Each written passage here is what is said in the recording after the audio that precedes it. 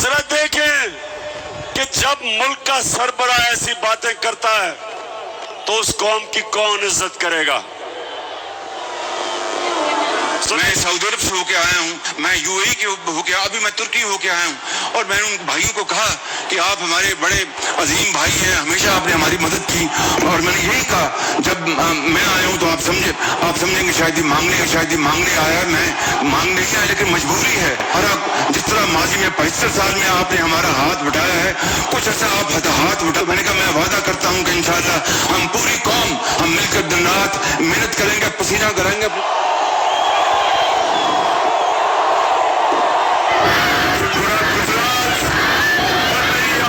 इतनी तादाद में आई, आपको भी मैं खुश आमदीद कहता हूं। सवाल का जवाब दे। अगर कोई आपको ऐसे कहे, अभी आप जाएंगे बाहर, मांगने वाला आएगा, कहेगा जी मैं मजबूर हूं, यही कहेगा ना मैं मजबूर हूं, या कहेगा जी मुझे पैसे थोड़े दे दो, मैं वापस कर दूंगा बाद में, और आपको पता है वो नहीं वापस करेगा। तो ये जब आपके मुल्क का सरबराह कहता है जी मैं तुर्की गया, मैं यूएई गया, मैं सऊदी अरेबिया में पैसे मांगने गया, तो नौजवानों इसलिए मेरी बड़ी गौर से आपने बात सुननी है। हम एक अजीम कौम है और हमने उस उस्मत पे पहुंचना है, लेकिन उससे पहले हमने अपने आप को आजाद करना है। कुरान में अल्लाह कहता है मैंने इंसान को अपनी सबसे अजीम मखलूक बनाया है। फरिश्तों को कहा कि इंसान के सामने झुको, और जब शैतान जो अल्लाह की सबसे ज्यादा इबादत करता था, जब शैतान ने कहा कि नहीं मैं तो आग का बना हूं, ये तो मिट्टी का बना हुआ, मैं नहीं झुकता, तो अल्लाह ने शैतान को कहा कि तुम्हें भी नहीं पता, फरिश्तों को भी नहीं पता कि मैंने इंसान में कितनी सलाहियत पैदा की है। तो नौजवानों, आप में से भी ज्यादा लोगों को नहीं पता कि आप में अल्लाह ने कितनी सलाहियत दी है। आप सब में, आप अल्लाह की सबसे अजीम मखलूक हो। आपको कोई जरूरत नहीं कि आपके मुल्क का सरबराह जाके भीख मांगे। एक खुददार कौम कभी किसी के सामने हाथ नहीं फैलाती। एक खुददार आदमी भूखा मर जाता है, लेकिन इंसान के सामने हाथ नहीं फैलाता।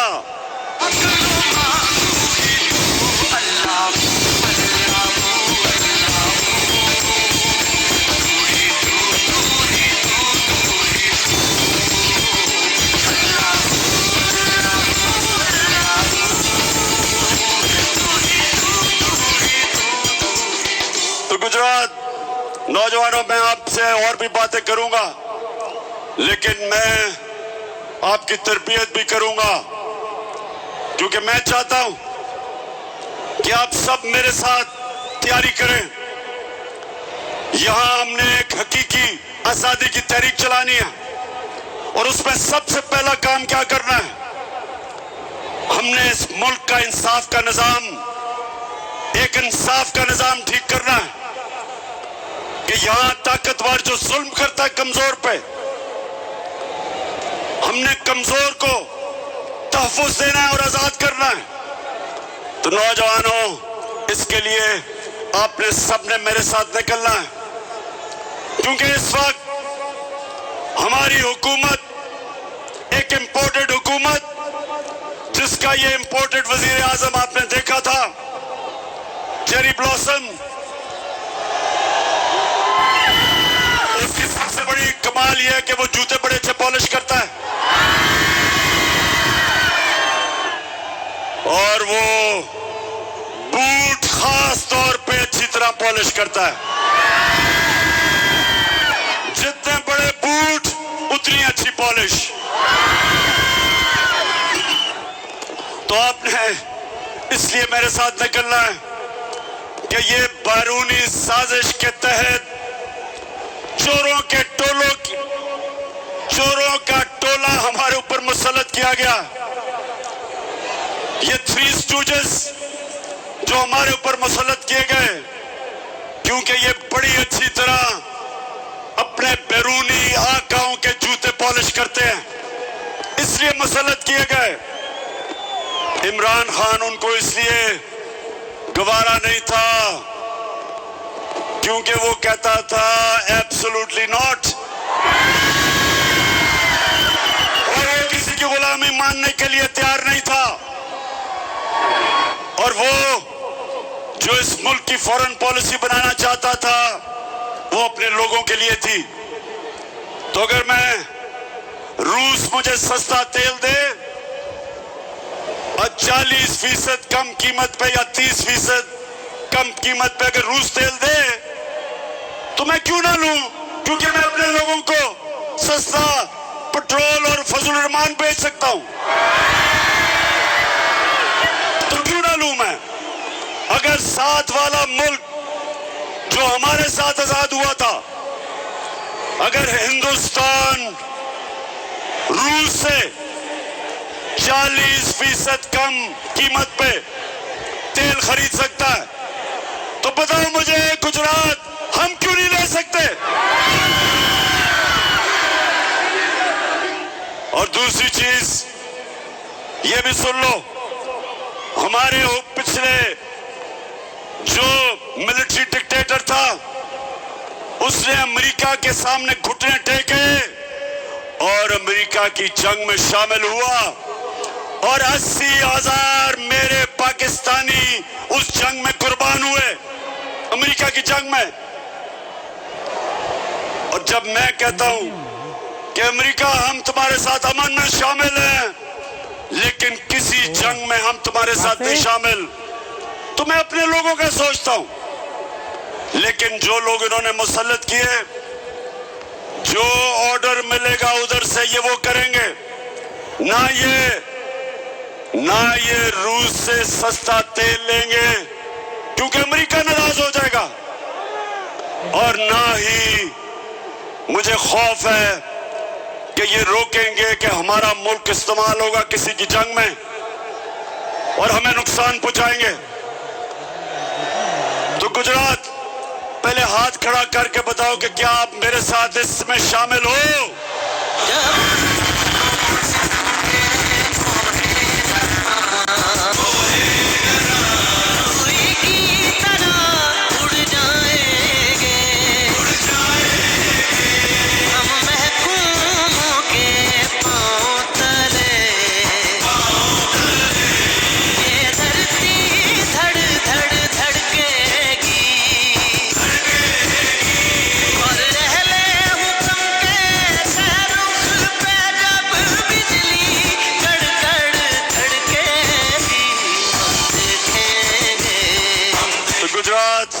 जब से ये आए हैं, याद होगा आपको कि मेरी हुकूमत के खिलाफ इन्होंने सब प्रोपेगेंडा किया, और इनके साथ वो मिले हुए थे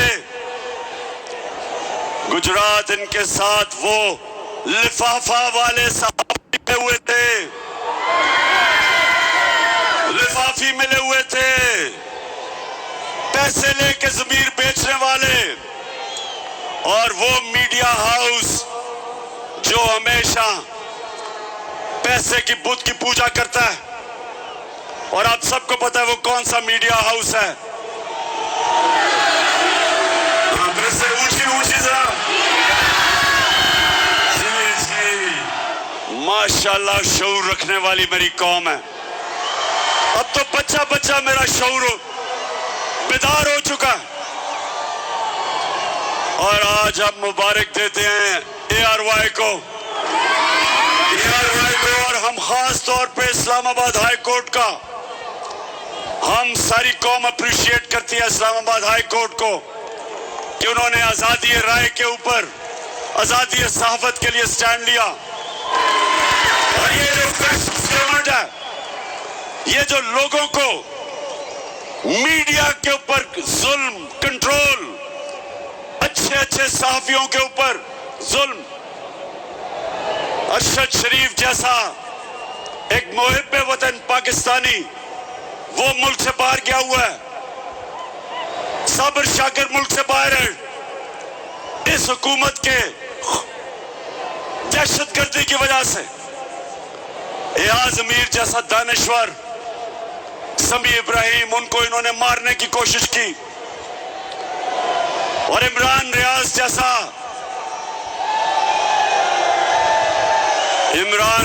जैसा बाज़मीर सहाफी, उसको जेल में डाला, ARY को बंद किया, बोलने जब दिखाना शुरू किया उसको बंद किया।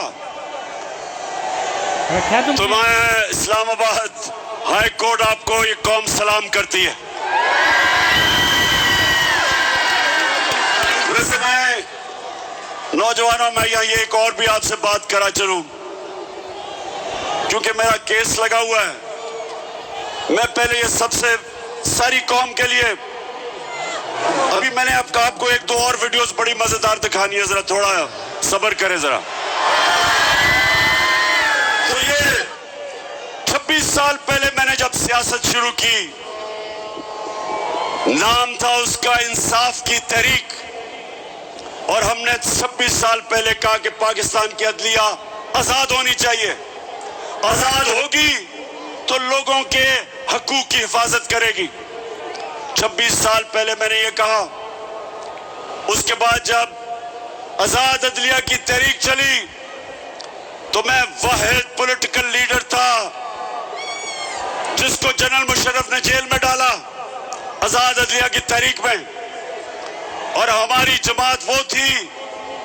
2008 का इलेक्शन हमने बॉयकॉट किया आजाद अदलिया के लिए, और मैंने हमेशा अपनी अदलिया को मजबूत करने की कोशिश की, और मैं हमेशा उनकी इज्जत की है।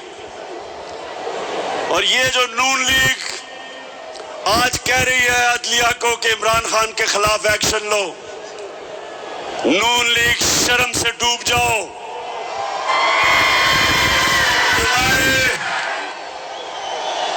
तुम्हारे नवाज शरीफ ने डंडों से सुप्रीम कोर्ट के ऊपर हमला किया था, और चीफ जस्टिस सजाद अली शाह, एक ऑनरेबल चीफ जस्टिस को आपने ब्रीफ केस चला के रिश्वत जजेस को दे के एक ऑनरेबल चीफ जस्टिस को हटाया था। कभी मेरे से ये ना कभी कहना कि इमरान खान के ऊपर कंटेम्प्ट लगाओ, ये नून लीग वाले, तुम तो अपना मुंह बंद करो, कभी ऐसी बात ना करना। जस्टिस कयूम को टेलीफोन कर रहे हैं कि जज साहब वो बेनजीर को 3 साल नहीं 5 साल की सजा दो। कभी इमरान खान ने ऐसी चीजें नहीं की, और इंशाअल्लाह हमेशा हम इस पाकिस्तान की अदलिया को मजबूत करेंगे, क्योंकि जब तक आपकी अदलिया मजबूत नहीं होगी मेरे पाकिस्तानियों, आपके हकूक को और कौन हिफाजत करेगा? जुल्म से और ताकतवर से। अच्छा, अब मैं जरा नौजवानों आपको एक वीडियो दिखाने लगा हूं, उससे पहले मैं बताऊंगा क्या है। जब हम इख्तियार में थे तो सबसे ज्यादा शोर मचा था कि जी बड़ी महंगाई हो गई पाकिस्तान में। वो बिलावल भुट्टो, पता नहीं वो जरदारी है या भुट्टो है, उसने डराने के लिए एक मार्च, महंगाई मार्च की, और यहां के इस्लामाबाद कहता कि इमरान खान की कैंपेन टांगेंगी। वैसे बिलावल, खुदा के वास्ते 14 साल में उर्दू तो सीख लो। पाकिस्तान है ये मेरा पाकिस्तान है, मेरा पाकिस्तान है ये मेरा पाकिस्तान है। इस पे दिल कुर्बान, इस पे जान भी कुर्बान है, वो इस पे दिल कुर्बान, इस पे। अच्छा, और दूसरी तरफ नून लीग के शहबाज शरीफ और इनके वजीर हर दूसरे दिन कहें जी IMF के गुलाम बन गए हो आप, IMF के के कहने पे महंगाई कर रहे हो? आईएमएफ को तुमने पाकिस्तान को बेच दिया। ये हर रोज हमें सुनना पड़ता था इनसे। जरा ये शहबाज शरीफ को सुनाए, ये इख्तिदार से पहले क्या कह रहा था आईएमएफ के ऊपर, सुने जरा। ये आईएमएफ के मिन्नतें तरले कर रहे हैं और उनके साथ ऐसी शराइत हम एक्सेप्ट कर रहे हैं जिससे कि पाकिस्तान की खुद मुख्तारी और आज़ादी पर बहुत बड़ा धचका लगेगा। हम खुद इकट्ठे करते हैं, सूबों के साथ बात करें। 180 अरब रुपए जमा करना कोई मुश्किल काम नहीं, लेकिन ये $1 अरब के लिए आईएमएफ के आगे ढेर हो गए हैं। ये सिक्योरिटी रिस्क बन चुके हैं। ये जो इनका आईएमएफ डील है ये गैर कानूनी है। हम आज भी इसको नहीं मानते हैं। हम मुतालबा करते हैं ये आईएमएफ डील से निकलो। इस अवाम दुश्मन आईएमएफ डील से बाहर आए। इस मुल्क का अहम बिल है, आप इसे बुलडोज कर ले, ये कल वापस होगा ही नहीं। इमरान न्याजी ने स्टेट बैंक दिया आईएमएफ को, कायदे आज़म ने आजादी दी, इमरान न्याजी ने आईएमएफ का गुलाम बना दिया। सब गद्दार हो, वतन बेच रहे हो, बैंक बेच रहे हो।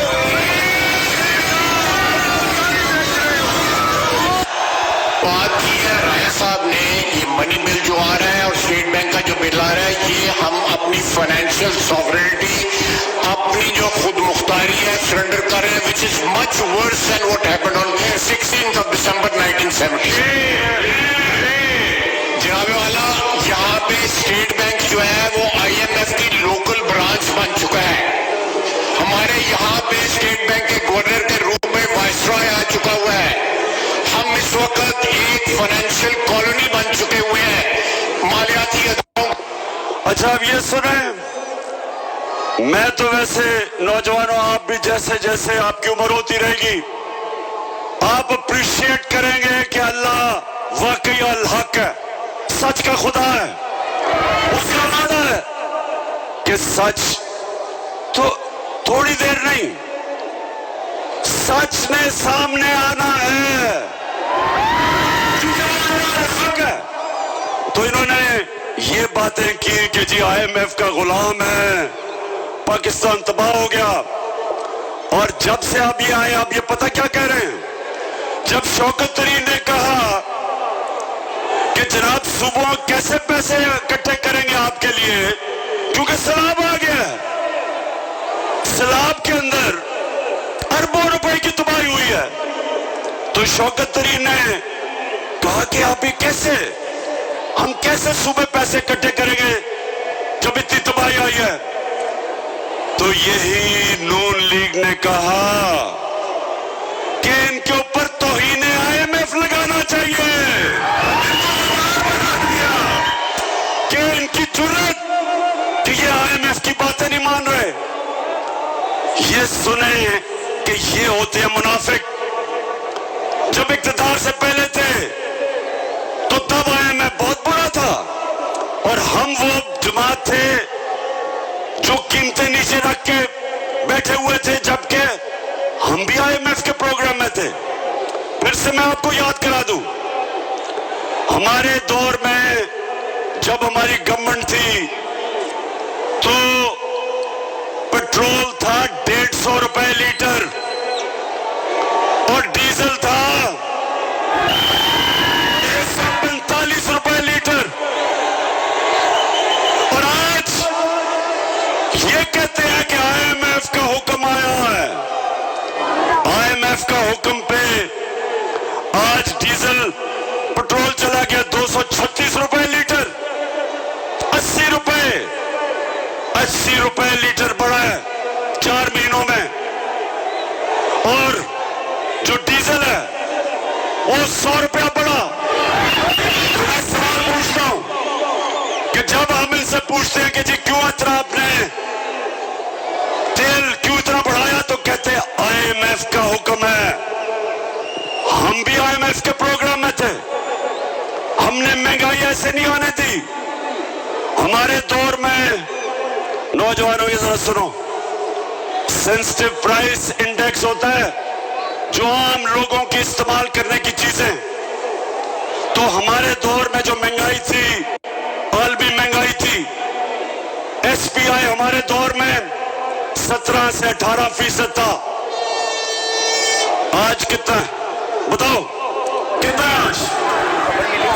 45%, 3 गुना ज्यादा। 4 महीने में क्या हुआ कि 45% पर महंगाई पहुंच गई। हमारे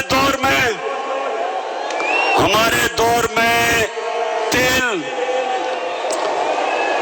आलमी मार्केट के अंदर $103 और $110 में था। फिर से सुन लो, हमारे दौर में 103 से $110 पे तेल था आलमी मंडी में। आज $96 है तेल। आज $96 है, उससे कम है। तो आज पेट्रोल और डीजल इतना महंगा कैसे हो गया? हम भी IMF प्रोग्राम में थे। आज इतनी महंगाई कैसे हो गई? इन्होंने तो सारी हमारी हुकूमत के खिलाफ प्रोपेगेंडा महंगाई पे किया था। आज लोगों से पूछे बिजली के बिल, हमारे दौर में 18 रुपए यूनिट बिजली थी, उसको भी हमने 5 रुपए पे सब्सिडाइज किया था। आज बिजली 36 रुपए यूनिट है और टैक्स लगा के 50 रुपए तक पहुंच जाती है।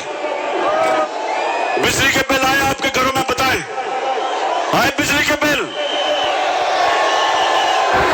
बिजली के बिल आए तो मुझे बताएं कि साथ आपने डिस्प्रिन रखी हुई थी सरदर्द बचाने के लिए। ये है आज जो बाहर से हमारे ऊपर इंपोर्टेड हुकूमत जो लेके आए थे। ये इसलिए नहीं आए थे महंगाई कम करने के लिए, ये आए थे अपने करप्शन के केसेस खत्म करने के लिए। खुदा के काबे से सब उठवाए जाएंगे।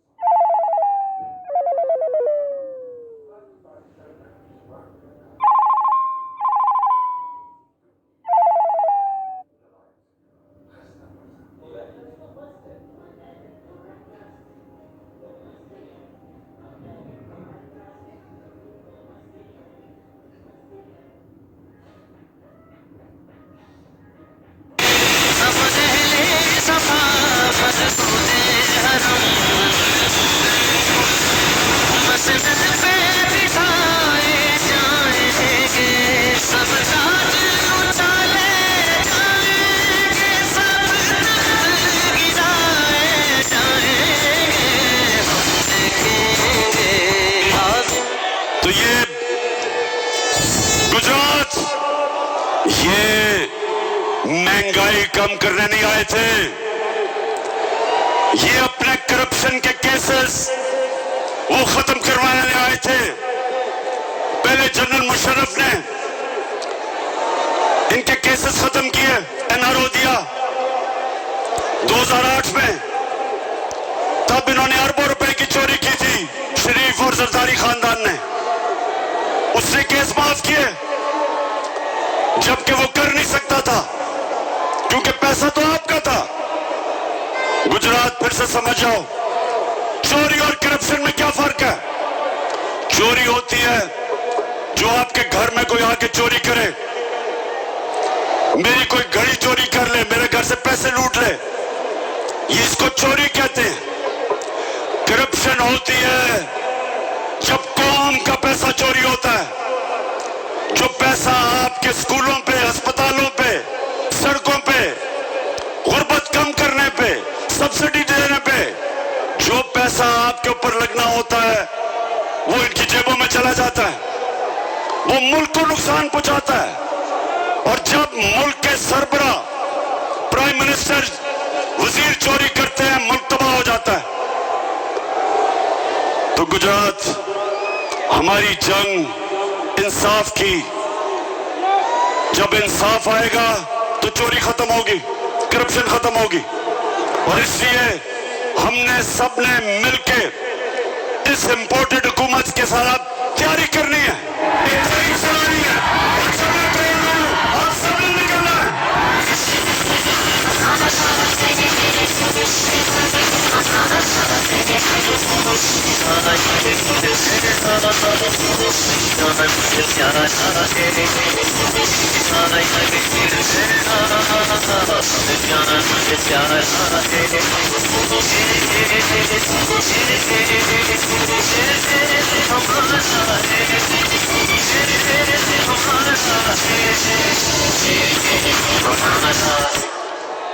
मैं इस हुकूमत को आज खबरदार करना चाहता हूं।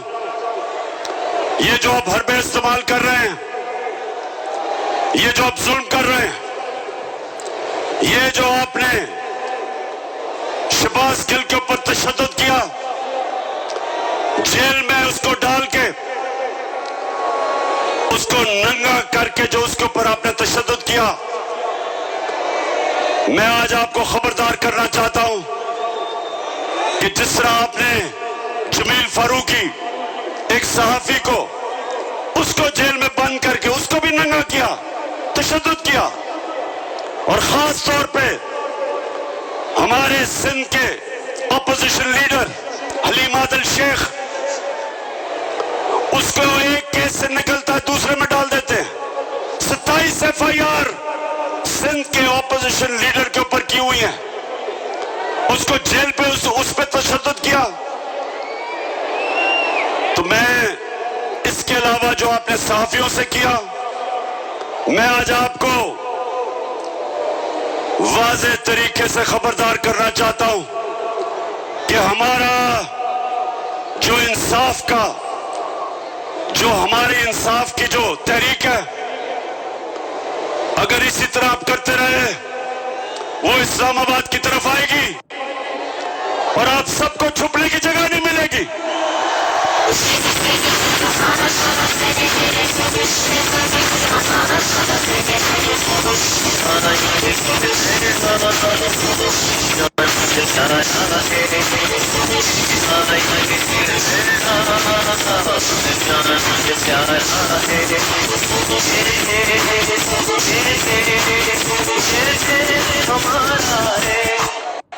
तो मेरे नौजवानों, सब तैयार हो जाओ कि हमने जुल्म का मुकाबला करना है। ये जितना हमारे ऊपर, मेरे कारकुनों पे जितनी FIRs काटेंगे, मेरे ऊपर मुझे दहशतगर्द बना दिया, दहशतगर्द की FIR काट दी कि मैंने सिर्फ ये कहा कि जो शहबाज गिल के ऊपर तशद्दुद हुआ, जिन लोगों ने किया, उनके खिलाफ कानूनी कार्रवाई करेंगे। इसके ऊपर मेरे ऊपर दहशतगर्दी का इन्होंने दफा लगा दी। जो मर्जी आप करें, ये मैच का वो वक्त आ गया है।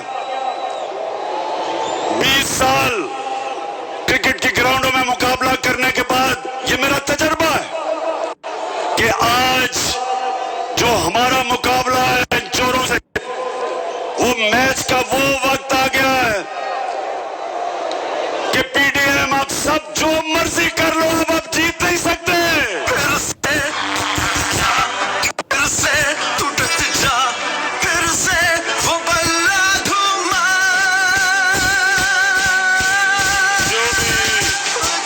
जो भी कर लो, बाहर बैठे हुए अपने जो आका हैं, उनके घुटने घोड़े पे जितने भी दबाओ, जितनी मर्जी उनकी खिदमत करो, ये तुम मैच अब नहीं जीत सकते।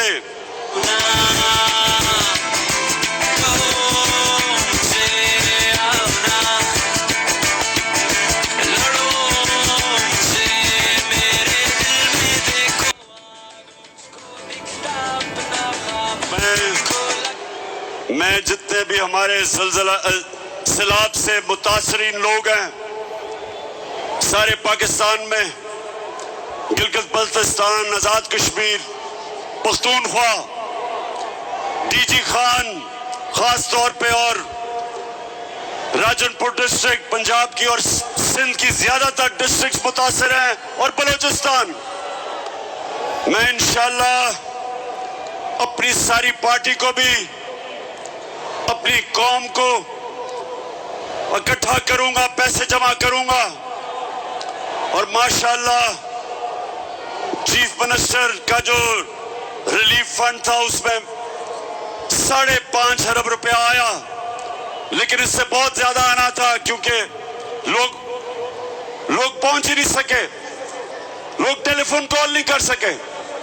तो इंशाल्लाह अभी हम तैयारी कर रहे हैं, हम देख रहे हैं कि किधर किधर लोगों को जरूरत है, और उसके बाद मैं मजीद और पैसा इकट्ठा करूंगा अपनी कौम से, और इंशाल्लाह अपने सैलाब के मुतासरीन को ये मैं यकीन दिलाता हूं कि सारी कौम आपके साथ खड़ी है।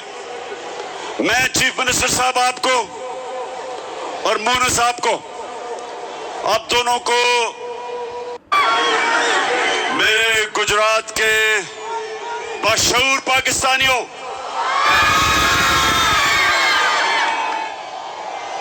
मैं अभी बैठा सबको देख रहा था और मैंने ये देखा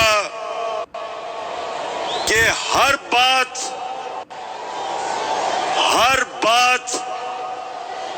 जिसके अंदर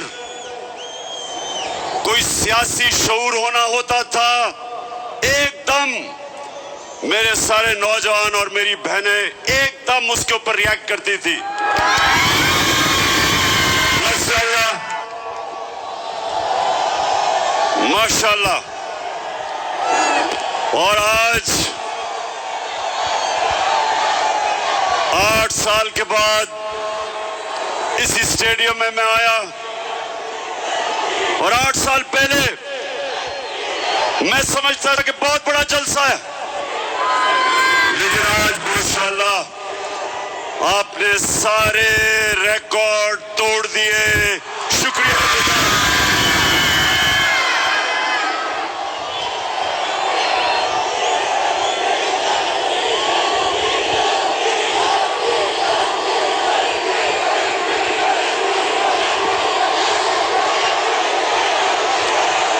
जी, मैं अभी महंगाई के ऊपर आने लगा हूं।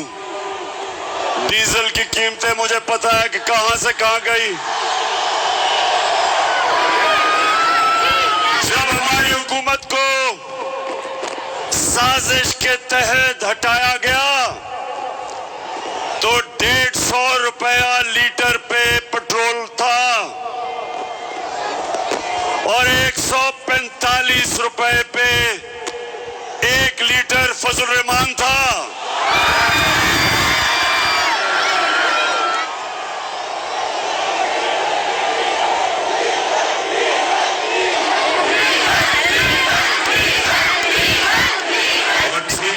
नौजवानों, जब डीजल महंगा होता है सब कुछ महंगा हो जाता है।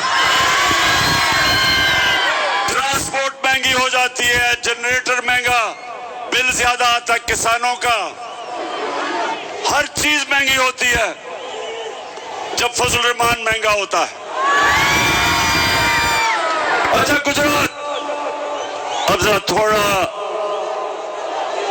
थोड़ी खामोशी से नौजवानों, अभी मैं डीजल पे बाद में आऊंगा, यानी मजीद डीजल पे बात करने के लिए बाद में आऊंगा। अच्छा अब सुने नौजवानों, अल्लाह ने संजीदगी से सुननी है बात मेरी, क्योंकि मैं नौजवानों आपके लिए खास तौर पे मैं अपनी कौम को हकीकी आजादी के लिए जगाने की कोशिश कर रहा हूं, और मैं अल्लाह का शुक्र अदा करता हूं कि उसने मेरी कौम को जगा दिया है, बेदार कर दिया है। कौमों को इश्यूज का समझ आ गई है, कौमों में शऊर आ गया है, और पहले शऊर आता है और उसके बाद इनकलाब आता है। और इनकलाब हकीकी आजादी का, जो इंशाअल्लाह हमारी कौम को उधर लेके जाएगा जो हमारे अजीम नजरियाती लीडर इल्लामा इकबाल की सोच थी। एक गैरतमंद खुदार कौम, अपने पैर पे खड़े होने वाली कौम, जब दुनिया में बाहर जाए हर पासपोर्ट की दुनिया इज्जत करे। इंशाअल्लाह एक वक्त आएगा। और नौजवानों, बड़ी ख्वाब देखा करो, बड़ी सोच रखो। एक वक्त आएगा और अल्लाह, मैं तेरे से दुआ मांगता हूं कि वो वक्त आए कि जब मेरा पाकिस्तानी दुनिया में जाएगा तो दुनिया कहेगी कि वो देखो पाकिस्तानी आ रहा है। ये ऐसे होगा।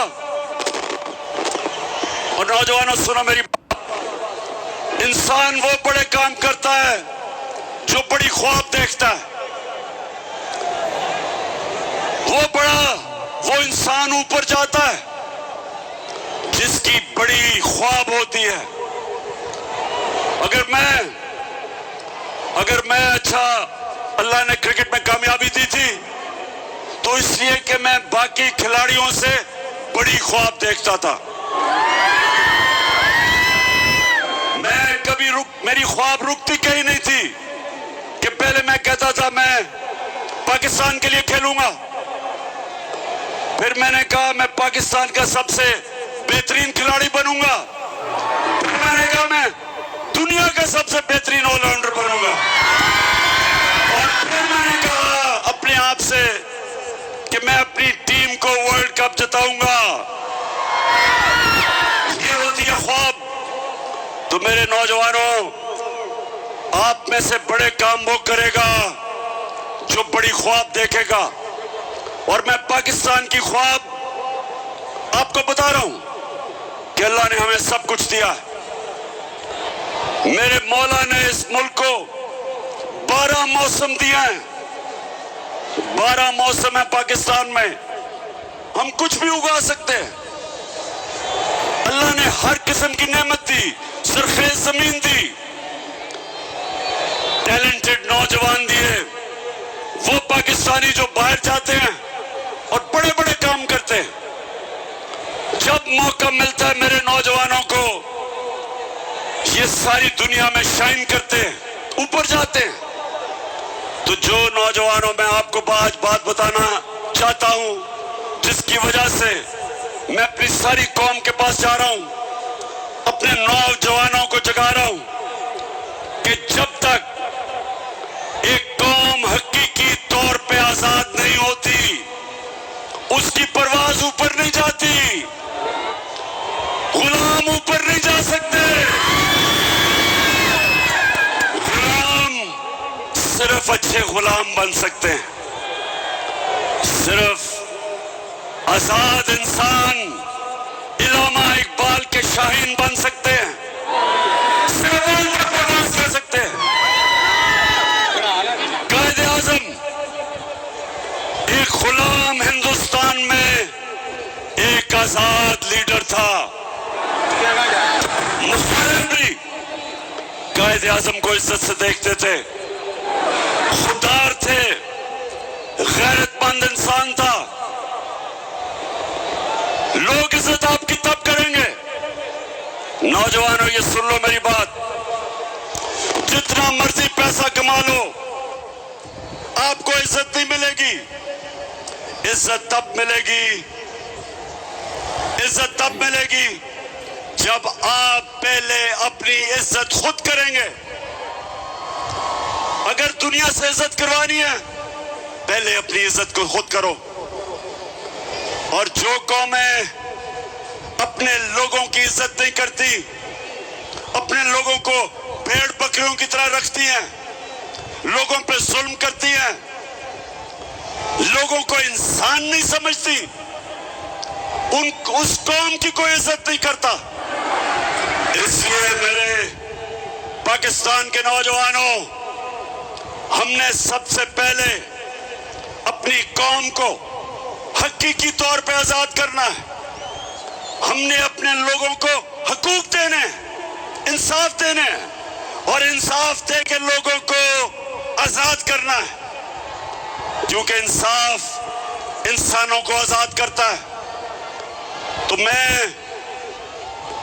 सबसे पहले जो मैं नौजवानों जरा गौर से सुने कि क्यों हमारे हरे पासपोर्ट की इज्जत नहीं होती, क्योंकि हम अपनी इज्जत नहीं करते। और अगर आपने देखना है कि हमारी इज्जत क्यों नहीं होती, तो चेरी ब्लॉसम शहबाज शरीफ को जरा यहां मुलाहिजा फरमाएं। जरा देखें कि जब मुल्क का सरबराह ऐसी बातें करता है तो उस कौम की कौन इज्जत करेगा। मैं सऊदी अरब से होके आया हूँ, मैं यूएई के होके, अभी मैं तुर्की होके आया हूँ और मैंने उन भाइयों को कहा कि आप हमारे बड़े अजीम भाई हैं, हमेशा आपने हमारी मदद की। और मैंने यही कहा, जब मैं आया हूँ तो आप समझेंगे